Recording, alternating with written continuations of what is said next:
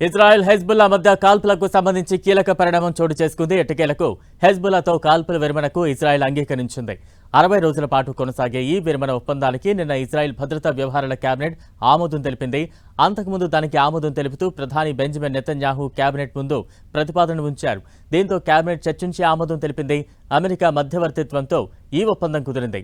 హెజ్బుల్లాతో Israel ప్రభుత్వం కాల్పుల విరమణకు అంగీకరించినట్లు America అధ్యక్షుడు జో బైడెన్ ప్రకటించారు. ఈ మేరకు ఆయన ఎక్స్ వేదికగా ఓ పోస్ట్ చేశారు.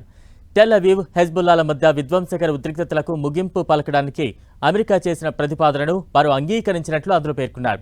మరోవైపు ఈ పరిణామాలపై ఇజ్రాయెల్ ప్రధాని బెంజమిన్ నెతన్యాహు కూడా స్పందించారు. ఈ ఒప్పందం ఎన్ని రోజులు ఉంటుందనేది లెబనాన్ పైనే ఆధారపడి ఉంటుందని పేర్కొన్నారు. ఈ ఒప్పందాన్ని తాము అమలు చేస్తామన్నారు. కానీ ఉల్లంఘనలు జరిగితే మాత్రం ధీటుగా ప్రతిస్పందిస్తామని తెలిపారు. విజయం సాధించే వరకు మేము ఐక్యంగా పోరాడుతూనే ఉంటామని స్పష్టం చేశారు.